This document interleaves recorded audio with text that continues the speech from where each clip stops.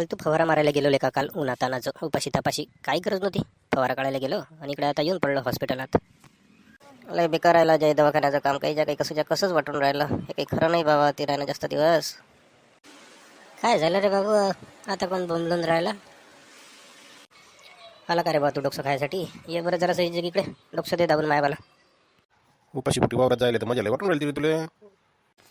लय बका लय बांधत्या झालेलं का? सगळं निघून गेलं पोटातलं. काहीतरी आणायचं असतं कचोरी मचोरी. कचोरी खायला खातं, तंबाखू घोटणं सोय चांगला 2-2 हातानं. खिडकी ते बरं जराशी बघून हवाही नाही येऊन राहिली राजा खोलीत बरोबर. हवा कायले पाहिजे बे तुले? खाय ना वावरातलीच हवा. मस्त जिकडे हवा असली तिकडे फवारा नाही, उलटा फवारा मारचा हेंबाळ्या तू. नका टोमणे मारू रे इतके. नका मारू ना, बंद झालं ना. बेडवर आहो ना मी दवाखान्याच्या. कशी काय तब्येत आहे रे बाबू आता? सकाळी त्याला तवा गेला होता फवारा मारायला. बरं झालं जास्त पॉवरफुल औषध नव्हती.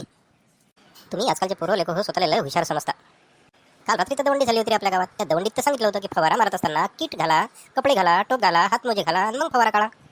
उपाशी पोटी फवारा मारू नका. हवेच्या विरुद्ध बाजूला फवारा मारू नका. फवारा मारत असताना काही खाऊ नका, तंबाखू घोटू नका. ऐकलं तर नावच नाही तुमचं. काय केलं होतं ते असं की इतका मोठा फवारा लागला तुला? यानं तर राजा सगळंच केलं होतं. आपण जे सांगायला करू नका फवारा मारताना ते सगळंच केलं आणि बसला आता हॉस्पिटलात. आराम करायला भेटतं नव्हतं चांगला. आता थांबते तो येतेच हॉस्पिटलात 2-4 दिवस. जा रे जा बरं आतून आराम करू द्या मला.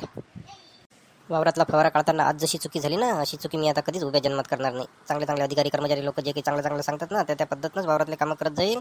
हे दवाखान्यात काही पडून राहणं चांगलं नाही. सायचं ना व्हॉट्सअप नाही पाहता येत, ना यूट्यूब नाही, ना इंस्टाग्राम नाही. त्या डॉक्टरनं तर मोबाईल घेऊन टाकला. तंबाखू पण नाही घोट्टा येऊन राहिला ना, काही खाताही नाही येऊन राहिला पोळीमुळी. जा तुम्ही आता, मला झोपू द्या. संध्याकाळी डबा घेऊन जा जेवण करायसाठी. भूक लागून राहिली मला आता. जा तुम्ही आता.